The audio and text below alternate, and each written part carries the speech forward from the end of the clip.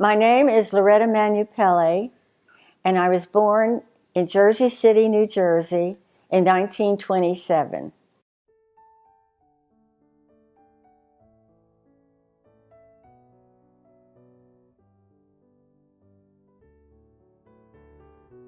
I married a man from San Antonio, but we actually met in the FBI when he was sent to the New Jersey office. And we met there, and after a while, he was then sent over to New York, and he was working 24 hours a day because there was so much activity going on, and he wanted to come back to San Antonio. And the city manager at that time was an ex-agent, and he talked to his dad, and he said, I have an opening for Frank as personnel director for the city. And that's how come he came back here, and of course we were married, and I've been living here ever since. I was working at number 1 Wall Street, which I hated. And one of my friend's brother-in-law was an FBI agent. And he called me and he said, the Bureau is looking for new secretaries. Lauretta, you ought to try and work there. You'll love it. And so I immediately resigned from number 1 Wall Street and started work in the New Jersey office of the FBI. Oh, I loved it. I knew, and it's like my husband said, I'll never have work this interesting. He was sent from Newark, New Jersey office to New York in Russian espionage. So that was incredibly interesting work. Well, it seems that there was an FBI party, and my husband, who was an FBI agent, asked me to dance. And I never saw anybody dance quite like that. And I asked them if they all herd cattle in Texas when they dance, which wasn't a good start for a relationship. My husband resigned from the Bureau when he was offered the personnel director job here in the city. And that's when we came. I had already retired from the Bureau at that time. Oh, I loved it. And I loved the river, and I loved the people. It was a beautiful city, and I loved the missions. There was a lot of history here. The Alamo was here. I told my husband, if you're going to live anywhere in Texas, this is the best place to be. And I really mean that. Yeah, I was very happy he was from here. Well, I became a junior forum person, and they had a wonderful project, and that was to teach English to your Hispanic mothers so that their children would get along well in school. And a lot of the churches volunteered their facilities for that purpose. But I got so much out of it myself because I learned all the customs of the Mexican-American people and came to admire them so much. They knew how to make a party out of nothing. And to me, that was an amazing thing to see, and how much they loved their children. So I enjoyed doing that for Junior Forum. That was my major project. When it was first introduced that San Antonio was planning a World's Fair, the reaction was quite surprising because a lot of folks felt like this was a backsided town, not much going for it. I mean, it was terribly negative. And the more that came out, the more determined my husband and Marshall Steves felt that that was not happening and we were going to put on a World's Fair. Mm-hmm. And they were determined, no matter how negative some of it was. And look what it did. It developed the Riverwalk. We got the center downtown. We got so much. And they say that's what's good about World's Fairs, because good things happen afterwards. But we had a lot of people coming and a lot of celebrities. It was an amazing time that they actually managed to get this off the ground. And it put us, like I say, it put us on the map. He was not a person that wanted credit for everything. And so let it be what it was. There were some people that took credit that didn't deserve it. He could have cared less, just so that the project was completed. in the way it should be. And that was really, honest to goodness, that's the way he felt about it. I think the two people that did the most was Patsy and Marshall Steves. They had just built their beautiful home in Terrell Hills, and they got very busy. They entertained every diplomat, it seemed, in the world, and had these magnificent parties to enhance the World's Fair that we were going to put on. And it helped. It helped a great deal. When these dignitaries came and they realized we were not a little tiny town. We had wonderful facilities, and that it had great promise, and it was colorful. And we didn't just have the Alamo. We had the missions. We had a lot of history here. You know, my husband never went to sleep the night before the fair opened. He never went to bed. And he goes to the opening gate, and he forgot his ID, and they wouldn't let him in. And I remember there were some of the members of the executive committee that say, oh, I wouldn't let that fellow in. I mean, they just went right along teasing the life out of him until they finally let him in.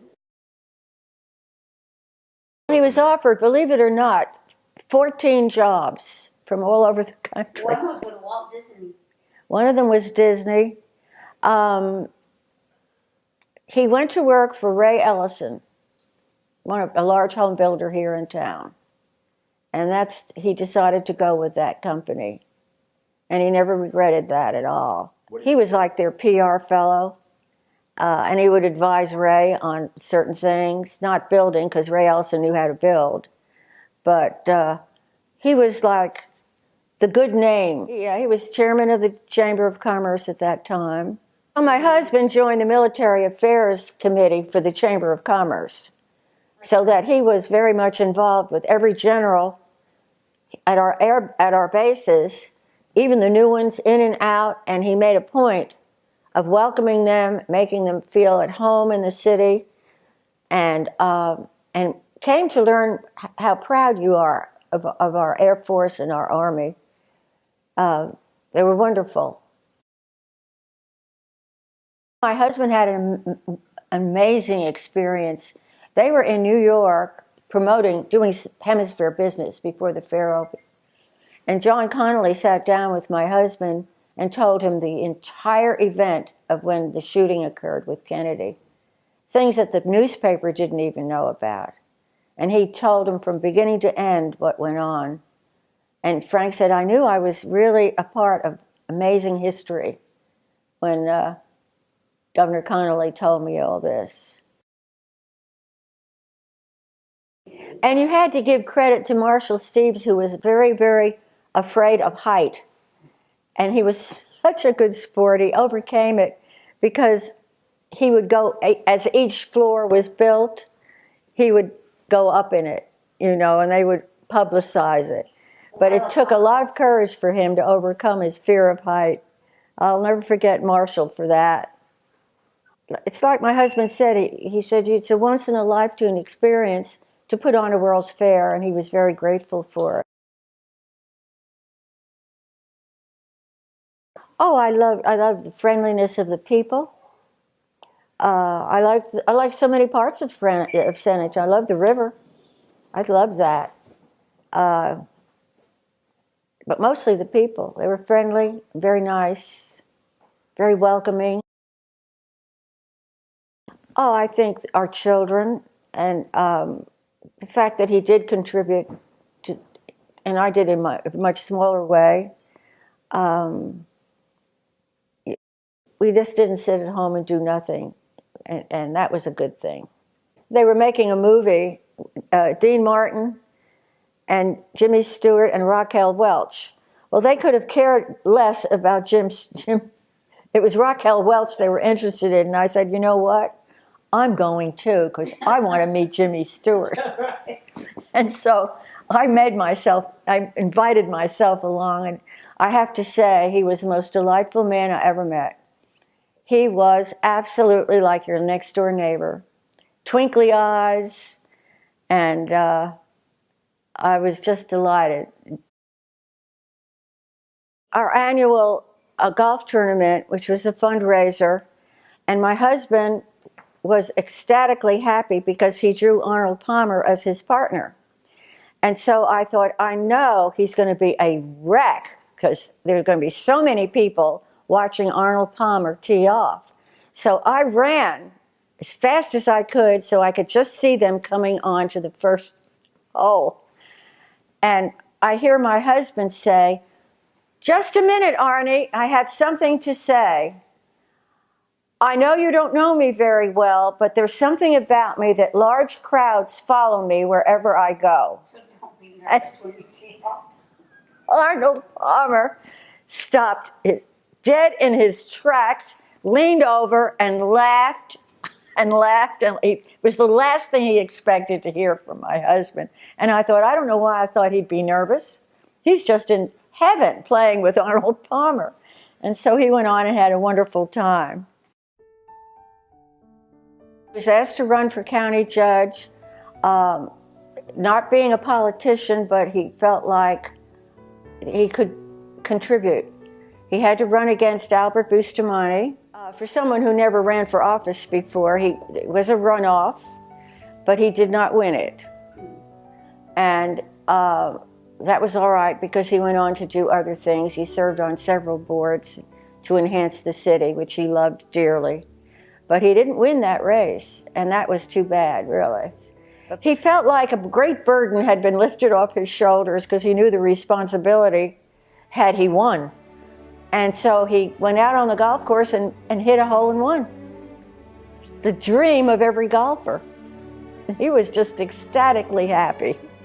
Now, he did have a fantastic sense of humor, which made people like to have him around, for sure. He had a very dry wit, very quick. He was an outstanding agent. You know, they usually go in tandems when they're checking on people. And this particular time in New York City, they were checking on the Russians, seeing what they were up to. And it turned out that all of them had eye contact with the people they were trailing, which meant you drop out. And my husband was the only one left. And here are the Russians walking down the sidewalks. And he would jump into a store to hide, because they kept turning around. And at one point, he was stuck in the middle of the street. And he thought, uh-oh, I'm going to get made here. By the grace of God, his words, Lauretta, this guy that weighed 400 pounds, wet, walked in front of me, and I grabbed him from behind, put my ID right barely in front of his face, and I told him, "Don't move. When I tell you to turn, you turn to the right or to the left." And he hid behind this big, fat, poor, innocent person in New York so that the Russian never found him. And then, of course, Frank was able to find out what the Russians were doing. They had this code, and he uncovered the code that day out of a New York City phone book, which I thought was always interesting. But he was alone because his partner, the FBI agent, and when the Russian went into the bar to drink, they had to go in as well and order a drink. And my husband noticed that the agent just wasn't looking well. And he said, "Well, Frank," he said, "I have to tell you," he said, "I was reared a very strict Baptist, and I've never had alcohol in my life, and I feel it." So Frank had to dismiss him. That's why he ended up being by himself. He loved the Riverwalk. He loved the renovations that made it more beautiful. Oh, he loved the Mexican flavor, loved their food, loved going to Mexico and enjoying the culture there very much. Loved the Air Force, where his dad was a member of, and loved going there and being active with the chamber, and always chose military affairs, and realized what a lucky city we were to have these bases here. Love of family, love of country, love of friends, love of God. Accept what's given to you and do the best you can. I always feel like tomorrow will be a better day if you hadn't had one the day before. One wonderful thing about my husband was his sense of humor. No matter how hard he worked, no matter what was going on, he had that dry wit that I think helped him through life a great deal. And he made other people happy around him, which I thought was a great gift. People liked to have him around, and I thought that was a great gift.